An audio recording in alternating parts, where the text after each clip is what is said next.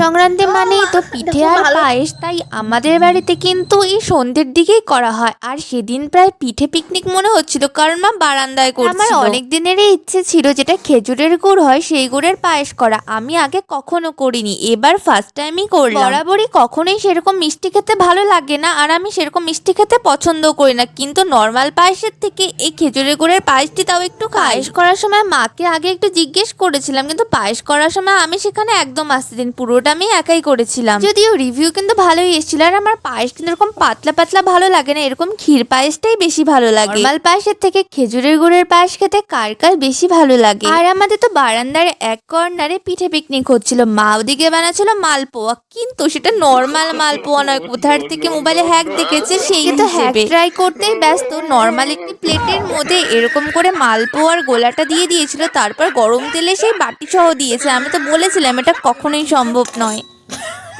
ছাতা যে প্লেটে কিন্তু ভালোই ফুলেছিল, কিন্তু প্লেট থেকে আর বেরোচ্ছিল না। মানে যে খাবে তাকে সেই প্লেট সহ কেটে কেটে খেতে হবে। আচ্ছা, মালপোয়া খেতে কে কে ভালোবাসো? আমার কিন্তু মালপোয়া দেখলে আলুর চপের কথা মনে পড়ে যায়। মনে হয় যেন ওর থেকে আলুর চপ খাওয়া ভালো, কারণ আমার মিষ্টি খেতে ওই যে একদমই ভালো লাগে না। বছরে একটি দিন এক দুটো খেতেই হয়, সেজন্য খাই। কিন্তু তারপরে আমি না আবার কিছু ঝাল জিনিস খেয়ে নিই, নইলে আমার কেমন পেট গোলাতে থাকে।